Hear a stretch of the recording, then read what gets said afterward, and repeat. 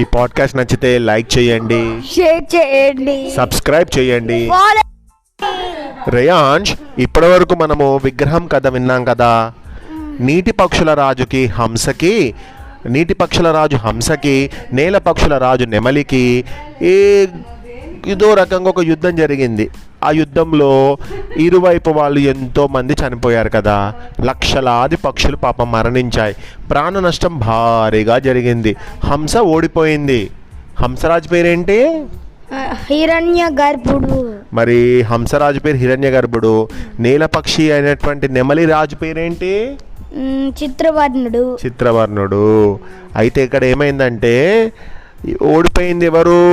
హంస ఓడిపోయి మిగిలిపోయింది. అతనితో పాటు కొందరు సైనికులు కూడా చావు తప్పి కన్నులొట్టపోయినట్టుగా మిగిలారు.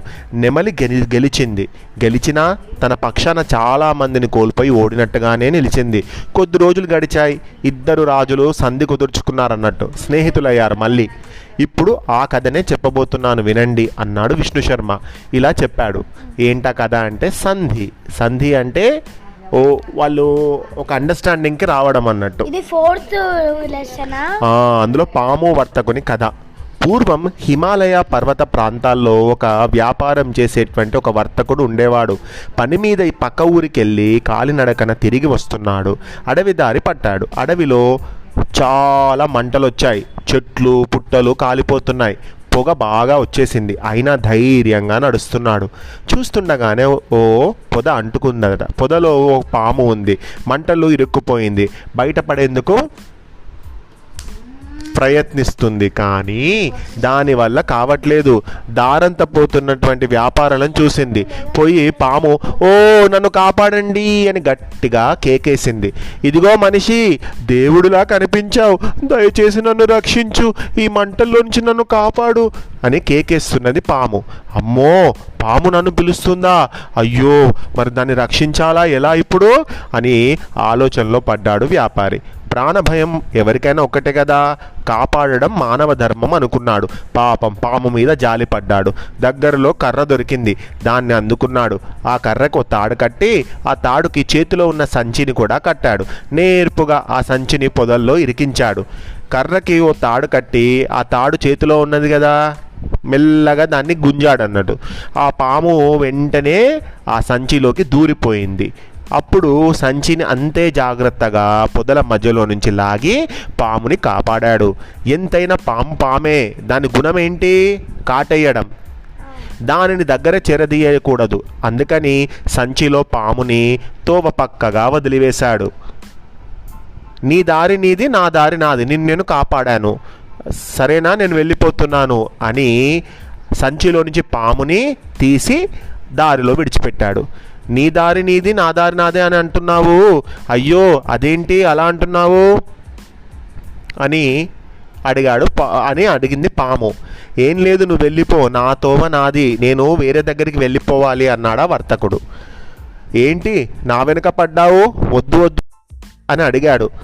మేము కనిపిస్తే చాలు మీ మనుషులు మమ్మల్ని అలాంటి నిన్ను కాటేయక వదిలివేస్తే మా జాతికి మోసం చేసినట్టే, అందుకే నీ వెంట పడ్డాను, నిన్ను కాటేసి చంపిగాని పోను అంది పాము. ఓరి దీన్ని కాపాడితే ఇది నన్ను కాటేయడానికి వస్తుందా, అయ్యో ఇప్పుడు ఎలా అని అనుకున్నాడు వ్యాపారస్తుడు. మీదకు రాసాగింది పాము. ప్రాణభయంతో పరుగు తీశాడు వర్తకుడు. అతని పరుగును మించి మెలికలు తిరుగుతూ మీదకు రాసాగింది. ప్రాణభయంతో ఎంతో అయినా పాము కాటు తప్పదు అనుకున్నాడు. ఇక చావు తప్పదనుకుంటూ అలసిపోయి ఇక పరిగెత్తడం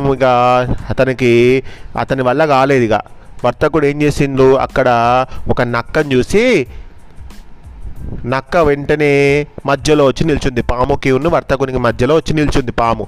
ఏంటి మీ ఇద్దరి గోలా అని అడిగింది ఆ నక్క. జరిగింది చెప్పబోయాడు వర్తకుడు.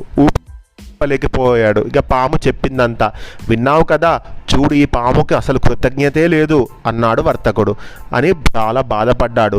తప్పు చేస్తుంది పాము, దీనికి అనుకుంది నక్క. ఏంటేంటి 6 అడుగుల పామువి నువ్వు వర్తకుడి సంచిలో దూరావా, నేను నమ్మలేకపోతున్నాను, అసలు ఈ చిన్న సంచిలో నువ్వు ఎలా పట్టగలవు అని అడిగింది నక్క. జాగ్రత్తగా దూరి చుట్టూ మెత్తగా పడుకుంటే సంచిలో పట్టొచ్చు, పెద్ద కష్టమేమీ కాదు అంది పాము. కావాలంటే చూడు అంది. అవునా, అయితే ఎలా దూరావో చూపి, నేను నిన్ను నమ్మను అంది నక్క. మళ్ళీ ఆ సంచిని మెల్లగా అక్కడ పడేయమని చెప్పింది నక్క. ఆ సంచిని వర్తకుడు కింద పడేశాడు. పడేయగానే ఎలా దూరానో తెలుసా, ఇలా దూరాను అని వెళ్ళి మళ్ళీ సంచిలోకి దూరింది ఆ పాము. వెంటనే నక్క ఏం చెప్పిందంటే, ఇదే నీకు మంచి అవకాశం, ఈ పామును తీసుకెళ్ళి మంటల్లో పడేసే. నువ్వు ఎంత చెప్పినా కూడా, నువ్వు ఎంత సహాయం చేసినా కూడా నీకు మళ్ళీ నిన్నే కాటేయాలని చూస్తుంది అని ఏం చెప్పింది. కానీ ఇంకా అని అన్నట్టుగా మళ్ళీ నక్క సైగ చేసింది. అంతే, దగ్గరలో ఉన్న లావుపాటి కర్ర అందుకొని దాంతో సంచి మీద దబదబా మోదాడు వర్తకుడు. ఆ దెబ్బలకు సంచిలోని పాము చచ్చిపోయింది. పాముకి తగినట్టుగా బుద్ధి చెప్పినందుకు నక్కకి చేతులు జోడించి కృతజ్ఞతలు తెలిపాడు వర్తకుడు అంటూ కథ ముగించాడు దూరదర్శి. అల్పులకు నీచులకు ఉపకారం చేసే ముందు జాగ్రత్తగా ఆలోచించాలంటాడు దూరదర్శి. మరో కథ కూడా చెప్పాడతను అన్నాడు ధవళాంగుడు. ఆ కథ ఏంటి అడిగారు మంత్రి రాజు. చెప్పసాగాడిలా ధవళాంగుడు. మరి ధవళాంగుడు చెప్పినటువంటి ఆ కథ ఏంటో నెక్స్ట్ పాడ్కాస్ట్లో విందాం.